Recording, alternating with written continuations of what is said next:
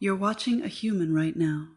They're reading these words, processing meaning, understanding context, and somewhere in their brain a voice is narrating this entire experience.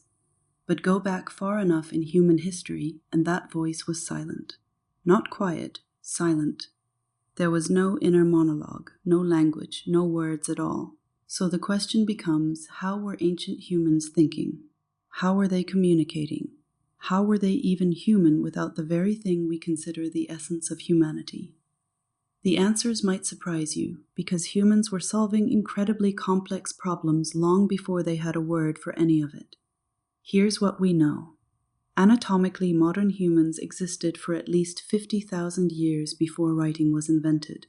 Some estimates suggest that symbolic language didn't emerge until around 100,000 years ago, and even then it was probably primitive. But humans were building, hunting, navigating, creating, and surviving together. They were doing all of this without grammar, without vocabulary, without the ability to say I or you or tomorrow. So what were they actually using? The first tool was the body itself. Before words, humans had something far more sophisticated, gesture. A pointed finger toward danger doesn't require translation. A raised hand says stop in every language that has ever existed or ever will exist. But ancient humans took gesture further. They had complex hand movements that conveyed specific information. Imagine standing at the edge of a valley with your hunting group. One person uses their hands to describe the shape of the herd they saw, the direction they were moving, how fast they were going. No words necessary. Everyone understands. This wasn't crude pantomime. This was precise, efficient communication. Some researchers believe that gesture might have actually come before spoken language, that humans learned to move their hands with intention before they learned to move their voices with intention. Then came sound, but not language, tone, pitch, rhythm. Studies of modern humans show that we extract meaning from how something is said long before we process what is being said. An angry voice sounds angry regardless of the language. A welcoming tone welcomes regardless of the words used. Ancient humans were probably masters of this. A particular grunt could mean danger. A specific whistle pattern could mean here. Different tones of the same sound could convey urgency or calm or joy. This is still how babies communicate before they speak. This is how we calm dogs. This is how whales navigate entire oceans. Sound carries information, and ancient humans were reading that information with the skill of musicians. But here's where it gets interesting. There's evidence that ancient humans were using something closer to what we might call proto-language. Not full language, but the beginning of it. They were probably using what linguists call holistic utterances. Imagine a single sound that means an entire concept, not a word for fire and another word for danger, but a specific call that means fire, danger, here, now. This sound would be contextual, emotional, tied to the moment. It wasn't efficient by our standards, but it worked. And over time, these holistic utterances would have been broken down into smaller units. That fire danger sound starts to repeat in different contexts. The sound begins to have a shape, a consistent pattern. Maybe it gets shorter. Maybe it gets paired with other sounds. Over thousands of years, language emerges from this process. Meanwhile, humans were using something that required no vocal communication at all: ritual. Humans have created rituals for at least 100,000 years. We know this because we find evidence of burial sites where bodies were carefully placed, surrounded by flowers, oriented in specific directions. This isn't accident, this is meaning-making. A ritual doesn't require words, but it requires shared understanding. Everyone has to know what the ritual means. Everyone has to participate the same way. This is how information survives across generations. A young human watches the ritual repeated and learns what it means without anyone explaining it. The knowledge lives in the actions. Art was another language entirely. We find hand stencils in caves from 40,000 years ago. These aren't random marks. These are intentional. I was here, written on stone.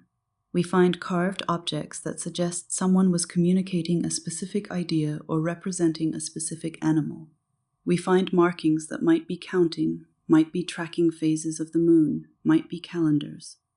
The human brain was already thinking in symbols before humans had invented the word symbol. And then there was music. We have flutes carved from bone dating back 40,000 years. Not for survival, not for practical communication. Someone spent time and effort creating an instrument that serves no function except to create beauty. This suggests something profound about the human mind before language. We didn't just think about survival.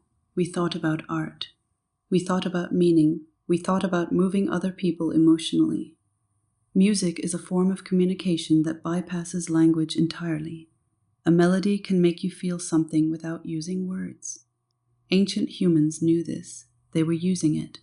But perhaps the most powerful tool ancient humans had before language was something that still affects us today: the ability to read a face. Humans are incredibly skilled at extracting meaning from facial expressions. A smile, a frown, raised eyebrows, a clenched jaw. These aren't learned in the same way language is learned. They seem almost instinctive. Ancient humans would have been reading each other's faces with extraordinary accuracy. You can convey fear, anger, trust, and deception without moving your lips. In many cases, your face reveals truth that your words might hide. Before language, humans had evolved to become experts in reading this nonverbal information. This was their primary way of building social bonds and detecting danger. So what was thinking like before language?